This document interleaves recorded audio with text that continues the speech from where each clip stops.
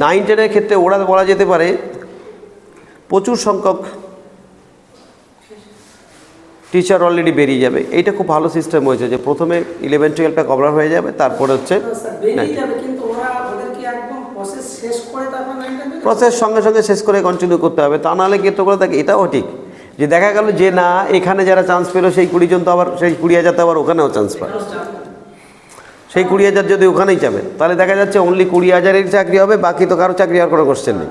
সুতরাং এটা যে কোনোভাবে যে কোনো পদ্ধতিতে ওদের আগে ফাইনাল লিস্ট তৈরি করার পরেই এখানে করতে হবে, তাছাড়া কোনো অপশানই খোলা নেই।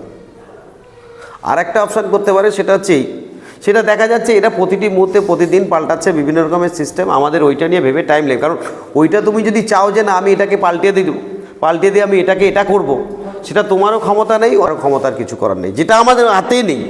তাই নিয়ে আমি 2 মিনিট টাইম নষ্ট করব না, আর যেটা আমার হাতে আছে তা নিয়ে আমি অনেক টাইম কেন, তার জন্য আমি জীবনপণ ট্রাই করব।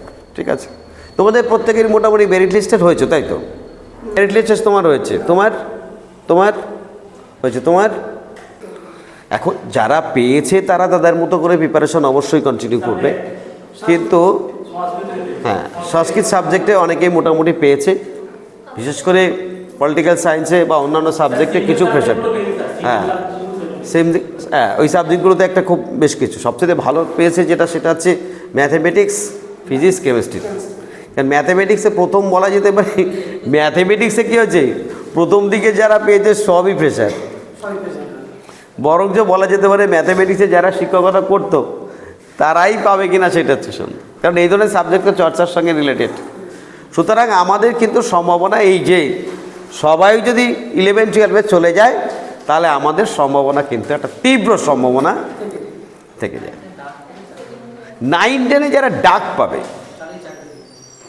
তার এদিক ওদিক সেদিক নেদিক নিজেদিক কোনো দিন ভাবতে হবে না, এমনকি আমার এখানে যে প্রিপারেশন না নিয়ে ইন্টারভিউ দেবে তাও হবে। বললাম 160 জনের মধ্যে যদি এমন দেখা যায়, যদি এরকম করে যে না আমাদের 11-12-এর রেজাল্ট কমপ্লিট হলো না, তার মধ্যে 9-10 বের করে দিল, তাহলে তো সেক্ষেত্রে দেখা যাচ্ছে যারা অনার্স ইন্টারভিউতে চান্স পাবে তারা তো পাবেই, পরে আবার নতুন করে আবার ইন্টারভিউতে ডাকতে হবে, বুঝলি কিনা বলো? ভ্যাকান্সি পূরণ মানে কোনোভাবেই হবে না। তুমি ভাবো যে এই যে যারা অনার্স পেতে চান্স পেয়েছে এর মধ্যে বলা যেতে পারে প্রায় 50% টিচার তারা কিন্তু 9-10-এ চাকরি করতো, তারা 9-10-এ চাকরি করতো, কিন্তু কারো দেখা যাচ্ছে MA করা আছে, কারো পরবর্তীকালে MA করেছে, যারা দেখা গেল যে না বিভিন্নভাবে ওপেনের মাধ্যমে করেছে তারা সুযোগ পেয়েছে, অ্যাপ্লাই করে দিয়েছে। আর অ্যাপ্লাই যখন করে দিয়েছে সাবজেক্ট যা পরীক্ষা হয়েছে ও জল খাবার। হ্যাঁ সাবজেক্টে একটা সায়েন্সের স্টুডেন্ট ইতিহাসে পরীক্ষা দেবে 60 পাবে, আবার দেখা যাচ্ছে মাধ্যমিক ফেল করেছে সে বাংলার পরীক্ষা দেবে 59 পাবে, দুটো একটা আন্দাজে মিলে। তাহলে কী হচ্ছে সবাই সাবজেক্টে ভালো নম্বর পেয়েছে আর ওদিকে এক্সট্রা 10 মানে 4 টিকের ব্যাপার। তা ভাবো আমরা যদি মনে করি যে 11-12-এ এইসব টিচারগুলো সব যদি বেরিয়ে যায়, কারণ আখির তো খাবার এবং জনগণ সংখ্যা, আগে বাঘের খাবার তো দিতেই হবে, তারপরে আমরা যারা বনবিড়াল খাটাস রয়েছি, তো বাঘ যদি ওইদিকে খেতে থাকে তাহলে এদিকে আমাদের বাকি খাবার পড়ে থাকবে, আমরা যারা বনবিড়াল বামবিড়াল আছি তারা এদিকে খেতে পারবো। যাই হোক, কারণ খাবার তো সীমিত।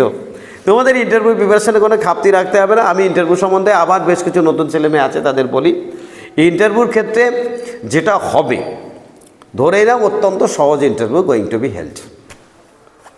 আমি একদম জলের মতো ক্লিয়ার হয়ে গেছে, কারণ ইন্টারভিউর ক্ষেত্রে কোনোভাবেই ওরা কঠিন পর্যায়ে যাবে বলে মনে হচ্ছে না। ওরা কি ফ্রেশার কি ইন সার্ভিস, ইন সার্ভিসের জন্য তো ইন্টারভিউতে জিজ্ঞাসা করবো কেমন আছো, ভালো আছো, আরও ভালো থেকো, কেন হবে না? হ্যাঁ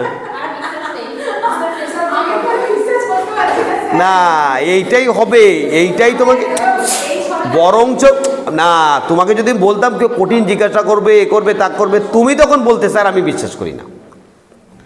তোমাকে সহজ বলেছি ইন্টারভিউ হবে, এটা মানে তুমি বিশ্বাস মানে চোখ বন্ধ করেও বিশ্বাস করবা, কারণ এটাই স্বাভাবিক, সকলের একইভাবে হবে।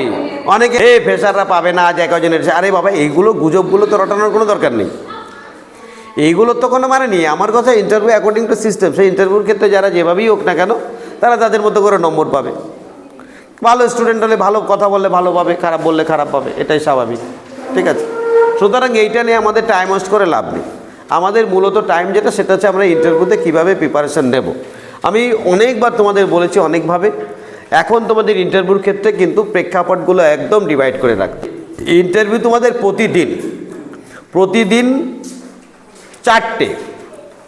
চারটে করে ইন্টারভিউ করবে। এতে কী করবে, কারণ তুমি সারা সপ্তাহে আমাদের ইউনিকে তোমার সঙ্গে দেখা হচ্ছে একবার, অনলাইনে কথা হচ্ছে দুবার, কিন্তু সেই কথাটা হচ্ছে রবিবারে এই যে সকাল 12:30 সময়, দুপুর 12টার সময় তোমাদের সাক্ষাৎ।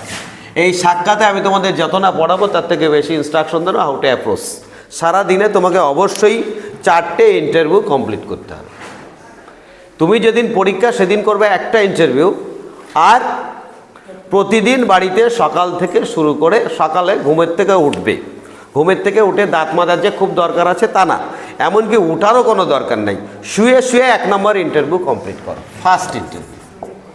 ফার্স্ট ইন্টারভিউ মূলত কিসের উপর হাইলাইট করবে? প্রথম তোমাকে ফার্স্ট ইন্টারভিউ যেটা হবে সেটা হচ্ছে বলে স্যারের কাছে গেলাম, ঢুকলাম, ভেরিফিকেশন তো আগেই হয়ে যাচ্ছে, সুতরাং আমার ফাইল নেওয়ার কোনো দরকারই নেই, উইদাউট ফাইল আমাকে যেতে হবে, সো দ্যাট আমার কিছু ভাবার নেই, পকেটে হাত দেওয়া যাবে না। প্রবেশ করার ক্ষেত্রে এখন আর হাতে আমার ফাইল নেই, হাতে নেই, সুতরাং আমি কিন্তু আর হাত লোকানোর জায়গা পাচ্ছি না। সো দ্যাট আমাকে টার্গেট রাখতাম আমি কি করতে, এখন আর ফাইল নিয়ে ঢুকতে পারছো না, কিন্তু ভেরিফিকেশন তোমার আগে কমপ্লিট হয়ে যাচ্ছে। আফটার ভেরিফিকেশন তাহলে তুমি ঢুকবে কীভাবে? হাতে ফাইল থাকলে তার স্মার্টনেস থাকতো, কিন্তু এখন তার ফাইল হাতে রইলো না। তাহলে তোমার প্রথম কাজ যেটা দাঁড়াচ্ছে সেটা হচ্ছে তুমি ঢোকার সময় কি করবে। এখন ঢোকার সময় যেটা দাঁড়াবে সেটা হচ্ছে এই যে ঢুকলে এইবার তুমি এইভাবে দাঁড়াতে পারো, ঠিক আছে, এইভাবে দাঁড়াতে পারো অথবা এইভাবে দাঁড়াতে পারো। এবার কী বলতো, লোকের সামনে, এটা নতুন লোক, তার সামনে হাঁটার সময় এরকম একটা ভাবভঙ্গি এসে যেতে পারে, বুঝতে পারছো? তারপরে দেখা যায় আবার এরকম এসে যেতে পারে, সেই সব জায়গাকে অ্যাভয়েড করবে। একদম স্বাভাবিকভাবে ঢোকার সঙ্গে ঢুকলে তো স্বাভাবিকভাবে আসলে বেশি দূরত্ব পাবে না, কারণ অতটা বড় ঘর ওরা নিয়ে বসে নেই, ঠিক আছে। অর্থাৎ তুমি ঢোকার সঙ্গে হাতটা ঢোকার সঙ্গে এইটা আনতে তুমি স্টেপগুলোকে কমপ্লিট করে ফেলো।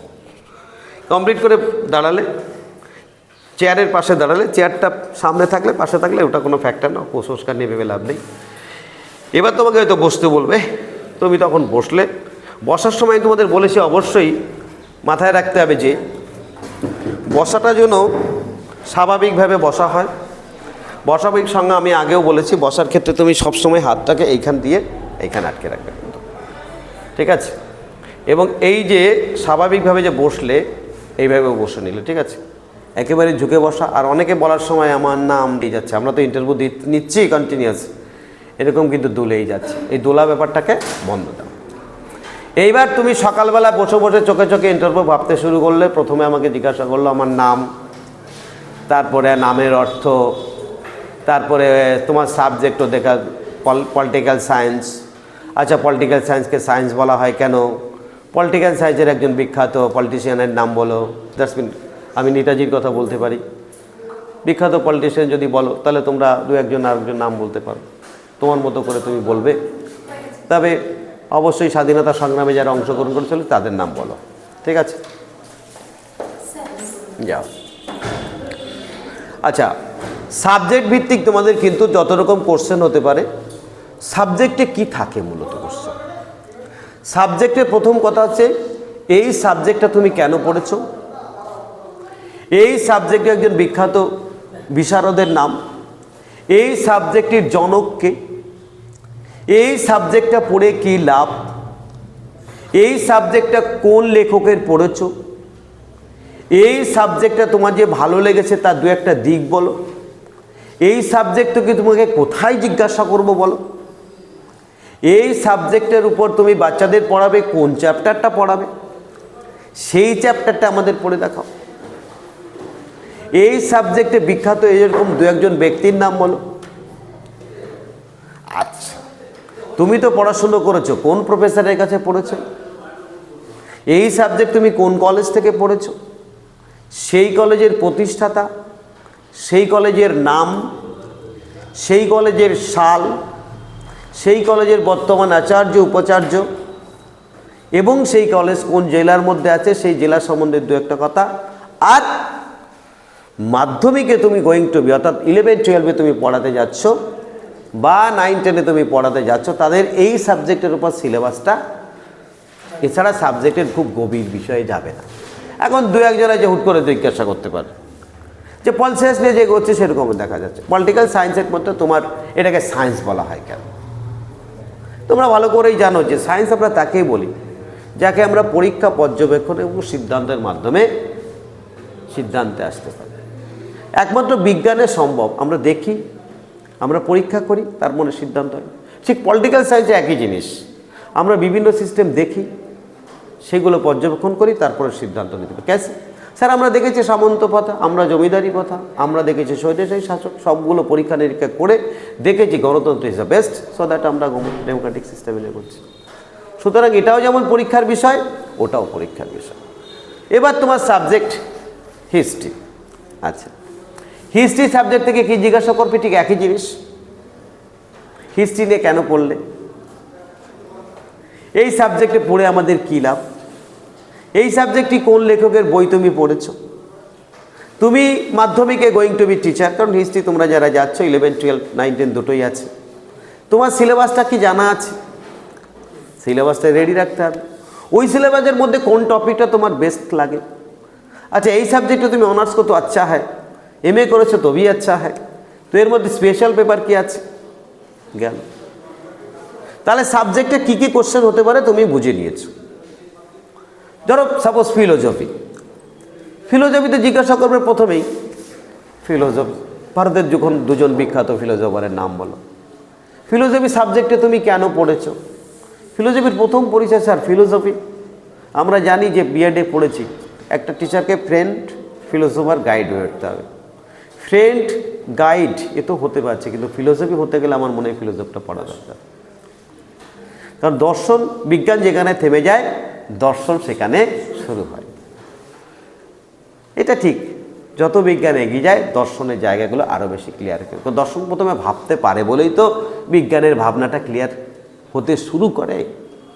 দর্শনের জনককে তোমরা তো নিশ্চয়ই জানো, ফিলোসফির জনককে সেই একই জন ব্যক্তি, অ্যারিস্টটল। বায়োলজির জনক অ্যারিস্টটল, ফিলোসফির জনক অ্যারিস্টটল, পলিটিক্যাল সায়েন্সের জনক অ্যারিস্টটল, শিক্ষা মনোবিজ্ঞানের জনক অ্যারিস্টটল, তর্কবিদ্যার জনক অ্যারিস্টটল। চারিদিকে টালমাটাল অবস্থা, তার নাম হচ্ছে অ্যারিস্টটল। হ্যাঁ, তাহলে ভারতের যদি তুমি দু একজনের দার্শনিকের নাম বলতে বলে তো তাতেই তোমার কোশ্চেন কমপ্লিট হয়ে যেতে পারে। তুমি বললে স্যার ভারতের দার্শনিকদের মধ্যে যেমন ধরুন ভাববাদ এবং প্রকৃতিবাদ রবীন্দ্রনাথ ঠাকুর। তুমি বলতে পারো স্যার আধ্যাত্মবাদ এবং তৎস বাস্তববাদের সঙ্গে কানেক্টেড হয়ে ডক্টর সর্বপল্লী রাধাকৃষ্ণন। তো তুমি কার নাম বলবে ডিপেন্ডস অন ইউ, কারণ তোমার প্রশ্ন লুকিয়ে আছে তোমার উত্তরে। এটা হচ্ছে না, ঘুমিয়ে আছে শিশুর পিতা সব শিশুরই অন্তরে, তো তোমার প্রশ্ন লুকিয়ে আছে তোমার প্রশ্ন উত্তরে, তাই তুমি কি উত্তর দেবা সেইটাই ডিপেন্ড করবে তোমার প্রশ্নের উপর। इससे बढ़कर कहीं नहीं। তাহলে সাবজেক্ট ওরিয়েন্টেড যে ইন্টারভিউটা এই কটার মধ্যে কমপ্লিট হলো, সেই সাবজেক্ট ওরিয়েন্টেড ইন্টারভিউ তোমার সকাল ঘুমের থেকে ওঠার আগে হয়ে গেল। এবার দ্বিতীয় ইন্টারভিউ,